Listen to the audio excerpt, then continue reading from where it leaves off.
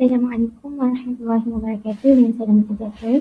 Saya Malaysia Minggu 3 Minggu dan pada hari ini saya akan menyatakan tingkat tidak berterusan bagi kod kursus 3263 MT 3263 penelitian kurikulum dan pentadbiran pendidikan Islam sekolah yang bertajuk isu kurikulum dan pentadbiran dalam bentuk pelajar PBB, iaitu cabaran pertimbangan profesional guru pendidikan Islam dalam PBB. Baiklah, isi kandungan pembincangan ini dalam ilmu pendahuluan, konsep PBB, objektif PBB, pelaksanaan pentadbiran murid darjah dalam mata pelajaran pendidikan Islam, konsep pertimbangan profesional, dan kita akan analisis apakah faktor yang mendorong kepada cabaran pertimbangan profesional dalam pendidikan Islam dalam PBB yang meliputi 4 faktor. Kemudian ada cadangan penyelesaian, kesimpulan dan juga rujukan.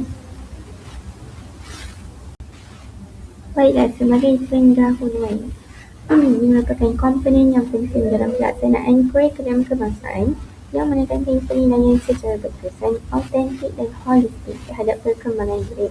Muhammad Zamli et al. 2020. Dalam konteks pendidikan Islam, PBB menjadi lebih signifikan bukan sahaja menilai aspek kognitif, tetapi turut merangkumi aspek afektif dan juga psikomotor. Namun, keberkesanan pelaksanaan PBB sangat bergantung pada pertimbangan profesional seorang guru, iaitu yang mana keupayaan seorang guru itu untuk membuat keputusan secara beretika dan juga berasaskan data tentang tahap penguasaan murid dalam bilik belajar. Realiti hari ini, berbagai kajian yang terkini menunjukkan bahawa seorang guru pendidikan Islam berdepan dengan pelbagai cabaran besar dalam melaksanakan pertimbangan profesional ini kerana secara konsisten, sah dan adil. Hal ini menimbulkan isu ketidakselarasan pentadbiran serta menjejaskan kemandirian seorang murid secara holistik. Jadi secara ringkas untuk ini, PBB ini adalah satu keupayaan guru untuk buat keputusan secara adil, etika dan asaskan evidence untuk menentukan tahap penguasaan murid dalam bilik belajar. Di dalam pendidikan Islam, pertimbangan PBB ini menjadi lebih kompleks kerana Islam lebih dari sekadar kognitif iaitu ilmu semata-mata, tapi pendidikan Islam ni turut meliputi afektif iaitu akhlak dan nilai, serta psikomotor iaitu dari segi amal ibadah seseorang Muslim ataupun seorang murid tersendiri. Jadi, seorang guru pendidikan Islam itu bukan sahaja menilai dari segi apa murid itu tahu, apa murid itu tahu tentang Islam, apa murid itu tahu tentang ibadah, akhlak, adab, sirah dan sebagainya, tapi tentang apa yang murid itu boleh hayati dan amalkan dalam kehidupan mereka. Maksudnya lepas saja mereka habis belajar kat sekolah tu, bukan sekadar mereka faham dalam kelas, tapi mereka boleh jadikan nilai-nilai Islam tu dalam karakter mereka sendiri. Itulah antara cabaran dalam pertimbangan profesional seorang guru pendidikan Islam. Namun realiti pelaksanaan kita nak jadikan murid itu dapat hayati dan amalkan nilai-nilai Islam tu menunjukkan wujudnya cabaran sistemik dan profesional yang saling berkait dan boleh menjejaskan kualiti pertimbangan tersebut. Maksudnya pertimbangan itu bukanlah mudah untuk dinilai dari segi akhlak dan kepribadian mereka. Jadi itulah antara cabaran dalam pertimbangan profesional guru pendidikan Islam dan PBB. Baiklah, sekarang kita akan lihat ke konsep PBB itu sendiri, mana menurut Black dan Williams 1998. PBB ini ditakrifkan sebagai satu pentadbiran formatif yang berterusan. Maksudnya proses PBB ini berlaku secara berterusan dan berlaku standar proses PBB dalam kelas, di mana kita guna PBB ataupun PBB ini sendiri adalah untuk menilai perkembangan murid dan juga untuk kita tambah baik pembelajaran mereka. Menurut Kementerian Pendidikan Malaysia pula, pada tahun 2019, PBB ini adalah untuk nilai kognitif, afektif dan juga psikomotor seorang murid, di mana PBB ini dilaksanakan secara formal dan juga semata. Dan dari segi PBB juga berfungsi sebagai pentadbiran untuk pembelajaran, pentadbiran sebagai pembelajaran dan juga pentadbiran tentang pembelajaran. Jadi, PBB ini bukan sekadar kita guna untuk kita ukur pencapaian seorang murid, tapi ia juga merupakan satu alat diagnostik untuk kita cara tahun dan juga ada intervensi untuk kita tingkatkan pembelajaran murid itu supaya ia menjadi pembelajaran yang bermakna. Okay, jadi dari segi konteks pembelajaran sendiri, pentadbiran tinggi ini mestilah kita dapat nilai menghayatkan nilai-nilai Islam dalam diri murid kita. Kita nilai sebab dari segi fakta yang mereka hafal ataupun kemahiran mereka untuk berfikir semasa, tapi kita nilai juga dari segi amalan mereka, bagaimana mereka menghayati nilai Islam tu, maksudnya kejadian murid tu sendiri. Itulah pertimbangan profesional sebenarnya. Maksudnya kita nilai tu secara holistik, konsisten, sah dan adil. Okay, lepas tu pentadbiran dalam pendidikan Islam juga memerlukan pendekatan yang autentik dan juga berasaskan pemerhatian yang berterusan, sebab ia melibatkan akhlak seorang pelajar itu sendiri, melibatkan nilai murni yang mereka perlu terapkan dalam kehidupan seharian. Jadi kita sebagai seorang guru pendidikan Islam ni, kita yang perlu berhati apa gerak-gerik mereka, tanduk mereka, adakah apa yang kita ajar tu berhasil untuk dihayati dalam diri mereka. Kini secara umumnya PDP adalah satu adat untuk kita dapatkan gambaran tentang kemajuan pembelajaran murid ataupun kemandirian seseorang murid itu sendiri, dan kita juga dapat memberikan maklum balas untuk kita tambah baik pembelajaran mereka dan tambah baik pengajaran kita sebagai seorang guru. Jadi melalui PDP ini adalah objektif dia terhadap guru itu sendiri dan terhadap murid itu sendiri. Pertama sekali, guru itu dapat kesan pengetahuan setiap murid. Guru itu juga dapat mengesan perkembangan murid secara menyeluruh dan menganalisis kekuatan serta kelemahan yang ada bagi murid dalam pembelajaran dari semasa ke semasa. Guru juga dapat mengetahui keberkesanan PDP yang dilaksanakan, dan guru juga dapat merancang sesuai dan tambah baik kaedah PDP yang telah digunakan supaya kaedah itu sesuai dengan tahap perkembangan kognitif, efektif dan juga psikomotor murid. Dan di akhir sekali, guru juga dapat menjalankan tindakan susulan yang sesuai dengan serta masa. Maksudnya, guru tu nilai murid tu, nilai kaedah pembelajaran yang digunakan dari segi keberkesanannya, kemudian tambah baik apa yang perlu ditambah baik. Dan melalui diri juga, murid dapat untuk kesan perkembangan diri mereka dan mengatasi kekuatan kelemahan dalam pembelajaran dalam kelas serta meningkatkan pencapaian pembelajaran. Maksudnya, melalui ini kita murid dapat tahu tahap pembelajaran mereka.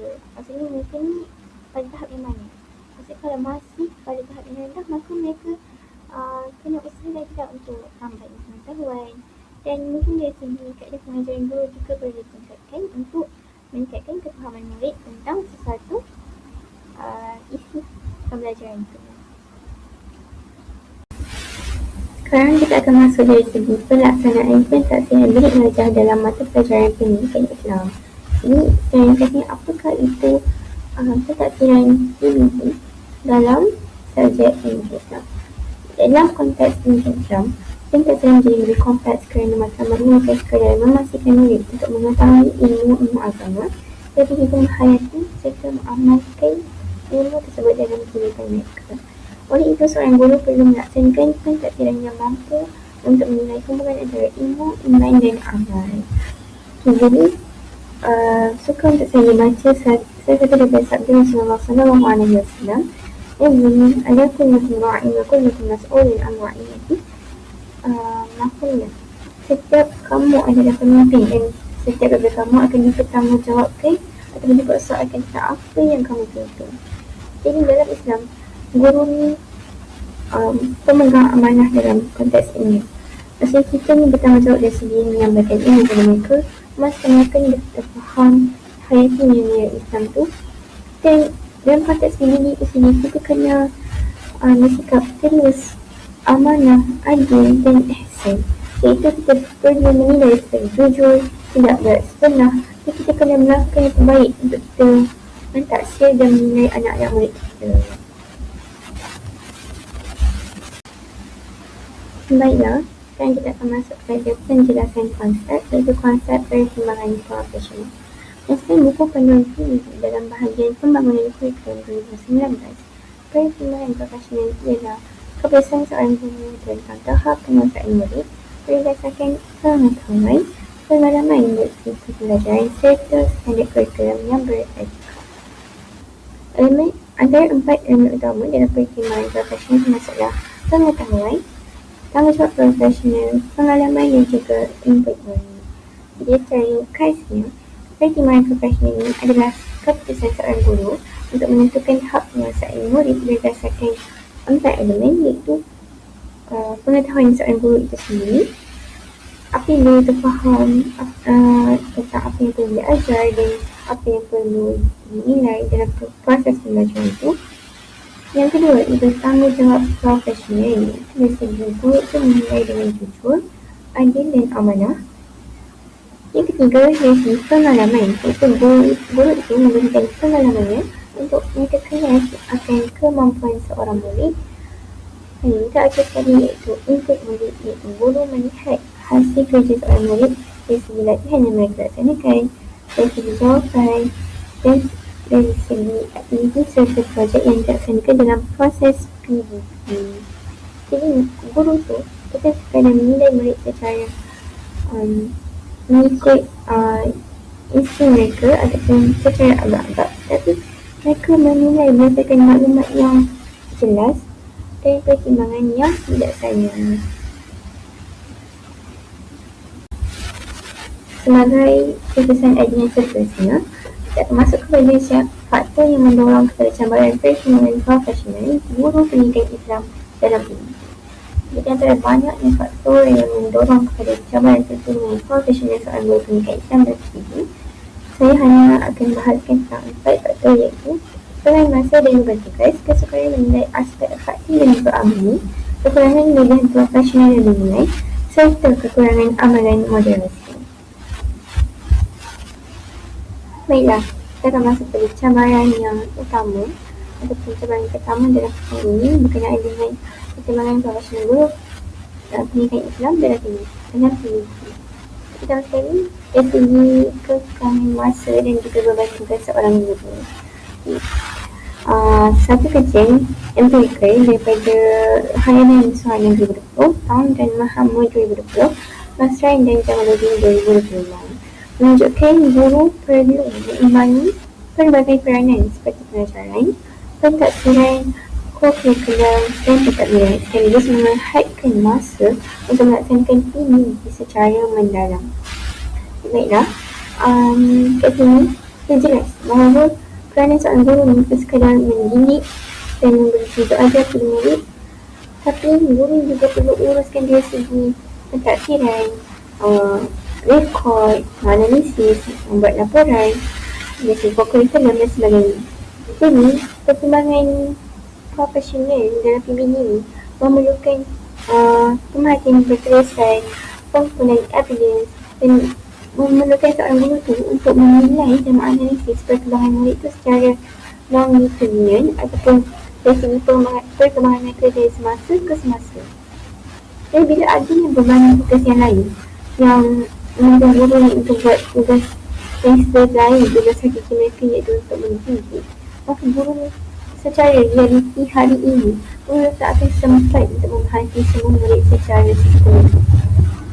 Dan evidence yang dikumpul juga akan jadi minimum ataupun tidak konsisten dan pentadbiran dilakukan secara snapshot ataupun sekali lihat ataupun sekali imbas sahaja dan bukan perkembangan yang berterusan. Maksudnya di sini guru tu tak ada sempat untuk uruskan kerja lain dan masa yang sama mereka kena nilai murid tu, kena buat kena laksanakan ini dan sebagainya. Jadi kesannya pentadbiran tu akan jadi tidak menyeluruh. Maksudnya hanya kali imbas saja, murid ni macam ni, terus masukkan mereka ni berapa. Sedangkan PDD ni memerlukan guru untuk perhati secara berterusan. Maksudnya perkembangan hari ini, perkembangan esok dan seterusnya yang berlaku secara berterusan. Jadi tahap penguasaan yang guru tu catat rekod tidak menggambarkan perkembangan sebenar seorang murid tu. Jadi berlakunya ketidakadilan kepada murid, terutamanya murid yang late bloomers. Murid yang late bloomers ini kalau dalam kategori murid MPQ ataupun murid berkeperluan pendidikan khas. Tapi murid late bloomers ni, yang mereka yang mungkin lambat sikit dalam dari segi pembelajaran mereka, mungkin kawan ni dah faham, mereka lambat sikit faham. Jadi macam mana kita nak nilai murid kesedaran dia kalau kita sendiri disibukkan dengan tugasan-tugasan lain. Sekarang kita akan masuk kepada faktor yang kedua ataupun cabaran yang kedua, iaitu kesukaran untuk menilai aspek afektif dan juga amali. Sedikit kajian daripada Nur Aini et al. 2020, kajian menunjukkan bahawa seorang guru menghadapi kesukaran untuk membina instrumen pentaksiran bagi aspek afektif dan juga psikomotor. Okay. Saya ringkasnya, dalam pendidikan Islam ni, kita berbeza dengan subjek lain. Kerana pendidikan Islam ni melibatkan akidah, ibadah dan akhlak.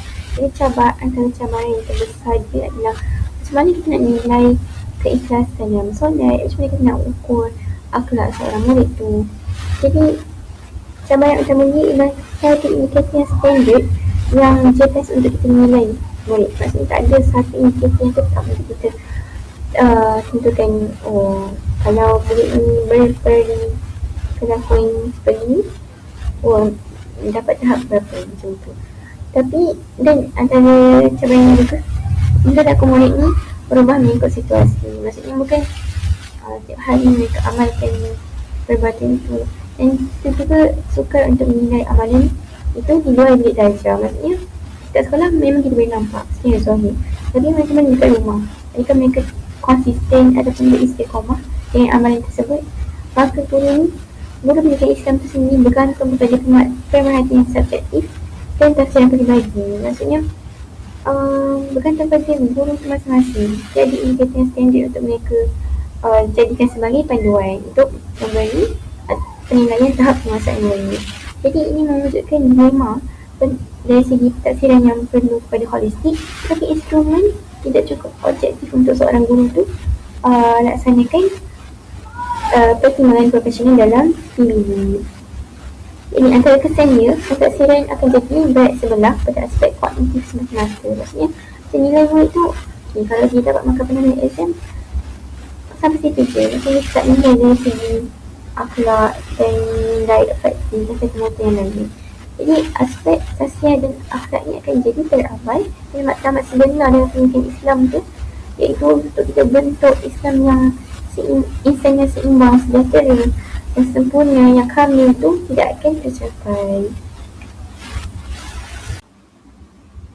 Jadi kita akan masuk pada faktor yang seterusnya, menyambung pada cabaran pertimbangan profesional guru pendidikan Islam dalam PPB, iaitu dari segi kekurangan latihan profesional dan juga bimbingan. Kajian menunjukkan latihan berkaitan PBB sering bersifat sekali sahaja tanpa susunan menurut Farah 2022. Maksud bersifat sekali sahaja tanpa susunan ini dari segi di guru, setiap seorang guru ni mereka akan pergi kursus untuk mereka belajar tentang macam mana nak nilai seorang murid tu berdasarkan diri dan sebagainya. Tapi kursus tu hanya bersifat sekali saja. Maksudnya guru pergi kursus sehari dengan ceramah macam mana buat ni, macam mana buat tu, macam mana nilai ni, macam mana nilai tu. Kemudian guru tu balik je kat sekolah, guru tu kena apply sendiri ataupun buat sendiri apa yang mereka belajar dekat kursus tu tanpa bimbingan daripada ataupun pantauan yang seterusnya. Maksudnya guru tu buat hanya berdasarkan apa yang mereka faham, kemudian terus apply tanpa bimbingan daripada pihak yang sepatutnya. Jadi guru tu faham konsep dalam masa, maksudnya dalam masa beberapa jam saja. Kemudian mereka perlu aplikasikan tu kepada contohnya 30 orang murid, 40 orang murid dalam satu kelas. Jadi mereka tu kadang tak tahu macam mana nak laksanakan ini tu secara tepat dan terus. Jadi latihan yang sedia ada tu kebanyakannya berfokus kepada teori dan dasar semata, kerana kurangnya latihan praktikal daripada seorang guru seperti membina instrumen autentik, mentafsir evidence murid, serta memberi maklum balas yang formal. Maksudnya, guru ini hanya fokus pada teori dalam kelas, isi kandungan, konten semata-mata. Maksudnya mereka ni tak tahu macam mana mereka nak bina alat instrumen untuk nilai murid tu, macam mana mereka nak tafsir input murid tu, dan macam mana mereka nak beri maklum balas dalam bentuk formatif untuk tambah baik belajar murid tu. Kerana mereka ni kurang nasihat dan bimbingan daripada pakar. Jadi kesan dia pertimbangan profesional ini menjadi tidak konsisten dan inovasi dalam pentadbiran terbantu, serta kualiti TVD juga bergantung kepada individu dan bukanlah sistem yang sedia ada. Maksudnya bergantung pada individu ni, maksudnya kalau ada yang betul-betul faham dan betul-betul boleh aplikasikan dengan baik, maka kualiti yang terbaik tu jatuh pada seorang guru tu je. Bagaimana dengan guru yang lain yang mungkin mereka belajar dalam kursus tu tapi fahaman setiap orang ni berbeza, dan bila nak aplikasikan dalam konteks 40 orang murid dalam satu kelas ataupun lebih daripada tu, bahkan sampai 50 orang murid dalam satu kelas, mungkin mereka tak tahu macam mana mereka nak nilai murid itu secara holistik untuk setiap individu murid. Jadi pertimbangan profesional itu jadi tidak konsisten antara seorang guru dengan seorang guru yang lain, ataupun antara seorang guru itu dengan sistem yang sudah ada tentang PBB.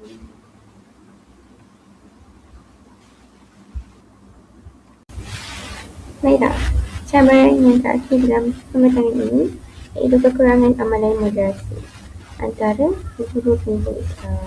Jadi, amalan moderasi ini adalah satu proses penyelarasan pertimbangan profesional dalam kalangan guru pendidikan Islam untuk memastikan penilaian dan pentadbiran murid itu adalah konsisten, sah, adil mengikut standard yang telah ditetapkan.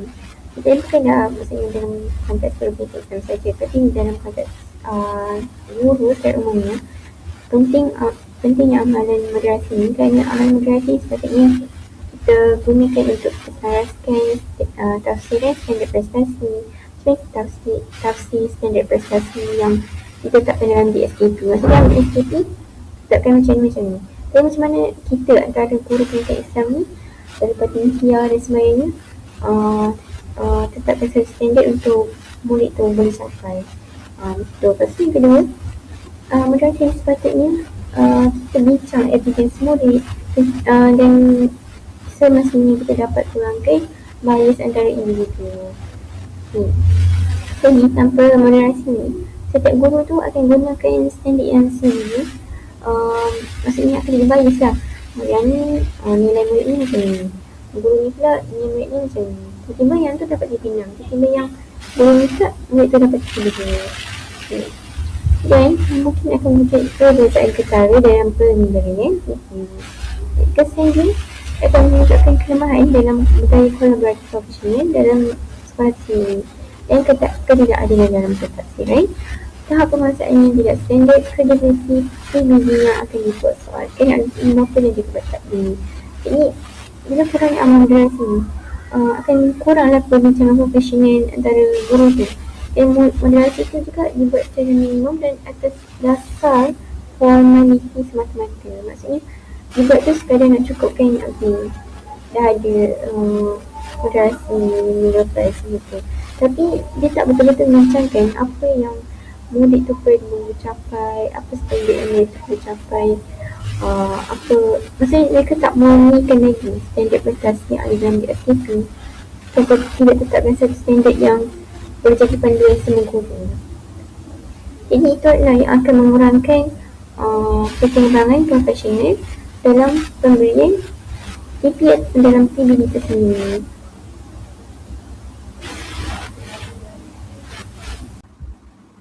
Baiklah, sebelum kita masuk kepada cadangan penyelesaian dengan isu utama kita, saya ingin merumuskan sedikit berkenaan isu cabaran pertimbangan profesional KPI dalam PBB. Sebenarnya secara ringkasnya masalah utama cabaran pertimbangan profesional ini bukanlah kerana seorang guru itu tidak mahu untuk melaksanakan ini, tapi kerana dia disebabkan oleh sistem dan kekangan dan juga kekurangan sokongan. Jadi semua isu ataupun semua faktor yang nyatakan itu saling terkait antara satu sama lain. Sebenarnya kalau guru itu tidak masa untuk melaksanakan ini, ataupun dari segi beban tugas lain, maka data yang dikumpulkan kita tidak cukup untuk melaksanakan pekerjaan milik pelajar. Dan kalau guru itu tak faham, maka akan berlakunya salah tafsir. Dan kalau guru itu tidak tertahan, maka kemahiran selain itu akan menjadi lemah. Dan akhir sekali kalau guru tiada moderasi iaitu perbincangan antara guru-guru yang lain untuk menetapkan seperti standard yang sama, maka penilaian itu menjadi tidak sah dan tidak konsisten dan juga tidak adil untuk semua murid. Jadi kesannya pertimbangan profesional ini menjadi tidak tepat dan ada yang tidak menurut, akhirnya menyebabkan murid itu tidak dapat dinilai secara bermakna dan matlamat mungkin juga tidak dapat tercapai sepenuhnya. Jadi macam mana kita nak atasi masalah-masalah tersebut? Yang pertama sekali, dengan mengadakan latihan profesional berterusan ataupun continuous professional development. Contohnya dengan latihan yang berbentuk praktikal ataupun hands-on, PLC, Professional Learning Community. Jadi, bila guru terlibat dengan program yang kolaboratif seperti ini, maka akan lebih cepat untuk meningkatkan kompetensi mereka dalam melaksanakan sesuatu pentadbiran. Contohnya dalam program ini, mereka akan berbincang antara guru-guru yang lain, mereka akan berkongsi contoh hasil kerja murid, dapat input murid dan latih untuk bina rubrik bersama-sama dengan taraf satu standard yang sama, maka mereka akan lebih faham konsep sebenar PBT itu sendiri dan mereka akan lebih yakin untuk membuat pertimbangan profesional dalam PBT. Yang kedua, dari segi penggunaan teknologi digital dalam PBT seperti sistem automasi iaitu Google Classroom ataupun sistem PBT KPM dan juga merekod evidence secara digital. Jadi, penggunaan teknologi digital ini akan mengurangkan beban kerja guru kerana penggunaan teknologi ini sendiri boleh merekodkan secara lebih mudah dan melibatkan masa dan akan mengurangkan kerja-kerja manual seperti mengisi laporan, menyediakan evidence dan sebagainya. Jadi daripada guru tu perlu isi borang satu-satu, kena print out dan sebagainya, guru tu akan lebih mudah melaksanakan pentadbiran dengan cara mengisi data secara digital. Seterusnya adalah segi pembangunan instrumen pentadbiran alternatif, iaitu menggunakan rubrik standard, penilaian kendiri dan juga rakan sebaya, serta jurnal refleksi murid. Sebenarnya, penggunaan instrumen pelaksanaan alternatif ini adalah untuk kita mempelbagaikan dari pentadbiran yang mana bukan hanya bertumpu pada ujian semata-mata. Maksudnya, dalam konteks pendidikan Islam ini, apa yang kita nilai adalah lebih dari segi kognitif sahaja semata. Maksudnya yang kita nak nilai adalah segi akhlak. Dan akhlak ni tidak boleh diuji dengan kertas sahaja, tapi kita perlu lihat dari segi tingkah laku murid, refleksi murid dan interaksi sosial antara murid. Jadi, kita boleh menggunakan rubrik yang standard, penilaian tinggi ataupun self-assessment, penilaian rakan sebaya ataupun peer peer punya penilaian dan juga melaksanakan jurnal refleksi murid. Jadi, instrumen alternatif ini lebih sesuai untuk kita menilai perkara yang subjektif seperti akhlak dan juga penghayatan nilai nurani dalam Islam. Antara contoh jurnal refleksi murid adalah murid tu tulis jurnal tentang hari ini dia buat apa, hari ini saya bantu kawan, hari ini saya solat penuh dengan waktu saya semalam, hari ini saya bantu guru dan sebagainya. Jadi berdasarkan refleksi murid tu, guru boleh nilai nilai murni yang ada pada murid dan kesedaran kendiri pada setiap individu murid itu sendiri. Jadi pentadbiran itu akan menjadi lebih holistik dan juga bermakna. Dan nilai akhlak juga dapat dinilai dengan lebih tepat. Seterusnya adalah dari segi pengukuran moderasi dalam panitia. Maksudnya, setiap guru itu perlu berbincang bersama antara guru-guru yang lain dan antara ketua panitia pendidikan Islam sendiri supaya penilaian dan pentadbiran itu sama dan standard. Maksudnya berlakunya penyelarasan standard penilaian. Contohnya, guru itu boleh adakan mesyuarat panitia secara berkala, perbincangan akademik murid ataupun penyelarasan KP. Jadi bila guru ni sama dengan cara mereka menilai, jadi penilaian itu akan menjadi lebih konsisten dan adil. Contohnya, guru tu bincang, maksudnya guru tu bertambah satu contoh hasil kerja murid. Guru lain memberitahu, oh murid ni sesuai KP ni, ataupun guru tanya murid ni pada isi berapa, kenapa operationalnya, atau guru lain beritahu operationalnya kenapa dan berapa KP sesuai sebagainya. Jadi penilaian itu akan lebih adil dan dapat kurangkan bias antara individu ni dan juga dapat meningkatkan kepercayaan individu. Dan akhir sekali adalah dari segi sokongan pentadbir sekolah, di mana dengan sokongan pentadbir sekolah ini dapat kurangkan beban tugas guru yang mana yang bukan akademik. Maksudnya selain tugas harian yang mengajar dan mendidik ni, mungkin dengan adanya sokongan daripada pihak bina sekolah dapat kurangkan tugas pengawasan yang bukan akademik. Contohnya, sediakan masa yang khusus untuk buat PBU. Maksudnya instead of guru tu kena isi mengajar. Maksudnya daripada buat serentak, mungkin dari segi pihak bina sekolah ni, dari segi pihak taklim mereka boleh sediakan waktu khusus untuk bila guru boleh isi PBU, dan mungkin dari segi sokongan latihan dan dengan profesional, atau dari segi persekitaran yang lebih kondusif. Jadi kalau guru tu kurang dari segi kerja sampingan yang lain, tugas hakiki yang mengajar dan menilai murid tu, maka guru tu bolehlah fokus lebih kepada murid dan pertaksian. Contohnya, PBU tu boleh kurangkan kerja dokumentasi yang tidak perlu, ataupun sediakan slot PLC dalam jadual supaya guru ni boleh dapatkan bimbingan dan latihan profesional tu secara berkala. Dan guru ni akan lebih fokus kepada PBU tu dan dapat meningkatkan kualiti pertimbangan mereka, serta motivasi guru pun akan bertambah. Baiklah, secara kesimpulannya, pertimbangan profesional adalah alternatif yang paling utama dan elemen yang sangat kritikal dalam memastikan kebebasan dan keadaan individu khususnya dalam konteks pendidikan Islam. Di mana kita Islam itu sendiri menuntut penilaian holistik terhadap mereka. Di mana kita bukan kerana nilai kognitif seperti ilmu pengetahuan mereka, tetapi kerana juga dari segi amalan mereka dan menghayati nilai dalam diri mereka. Dan namun realiti semasa sekarang menunjuk bahawa guru hidup dengan berbagai cabaran seperti kekurangan masa, kekurangan fahaman, kekurangan akhlak dan kekurangan latihan profesional.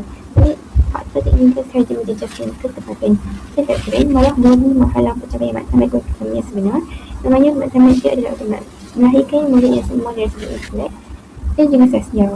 Selain itu, pendekatan sistematik dari ijazah selesai, penggunaan teknologi, pembukaan moderasi dan juga sokongan pentadbiran amatlah penting untuk memastikan perkembangan profesional seorang guru itu dapat dilaksanakan secara terus, adil dan berkesan. Seterusnya, kita dapat memperkasakan dan kemenjadian murid itu secara holistik. Jadi, itu sahaja daripada saya. Wassalamualaikum warahmatullahi wabarakatuh.